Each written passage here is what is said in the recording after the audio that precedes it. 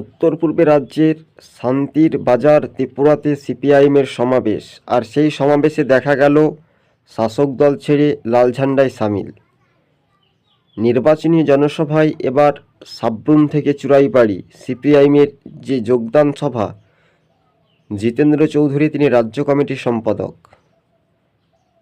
এবার ত্রিপুরা থেকে সিপিআইএমের প্রার্থী জিতেন্দ্র চৌধুরী তিনি পাহাড় এলাকার জনজাতির হেভিওয়েট সিপিএম নেতা। দেখা যাচ্ছে যে রাজনৈতিক মহলে সব জল্পনা কল্পনার অবসান ঘটিয়ে বামেদের যে যোগদান সমাবেশ, শাসক দল বিজেপির বেশ কয়েকশো সমর্থক সিপিআইএমে যোগ দিয়েছে বলে এমনটাই দাবি। হ্যাঁ, এবার ধৈর্য ধরলে সবুরে মেওয়াকি ফলাতে পারবে বামপন্থীরা। পূর্ব ত্রিপুরা লোকসভা আসনে সিপিআইএম কে হবে প্রার্থী, আর এই নিয়ে চলছে জোর জল্পনা। তবে প্রাক্তন মুখ্যমন্ত্রী মানিক সরকার বন্যাম, বর্তমানে যিনি রয়েছেন সিপিএম নেতা রাজ্যের সম্পাদক জিতেন্দ্র চৌধুরী, তাদের দুইজনের নাম কিন্তু সোশ্যাল মিডিয়াতে দেখা যাচ্ছে।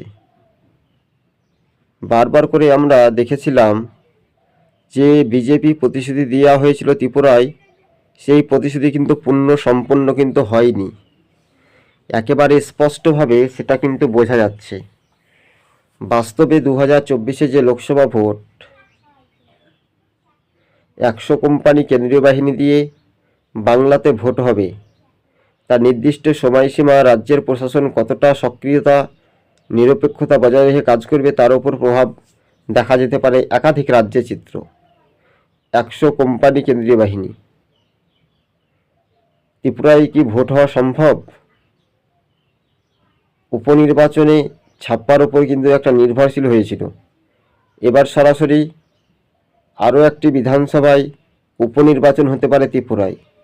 সেই উপনির্বাচনে জোট হচ্ছে না, বিরোধীরা একলাই প্রতিদ্বন্দ্বিতা করছে।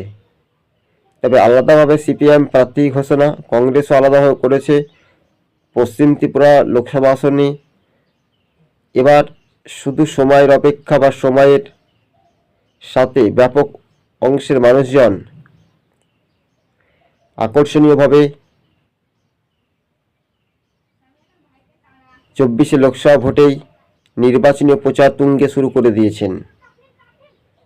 2024 লোকসভা নির্বাচনকে সামনে রেখেই সিপিএমের নির্বাচনী প্রচার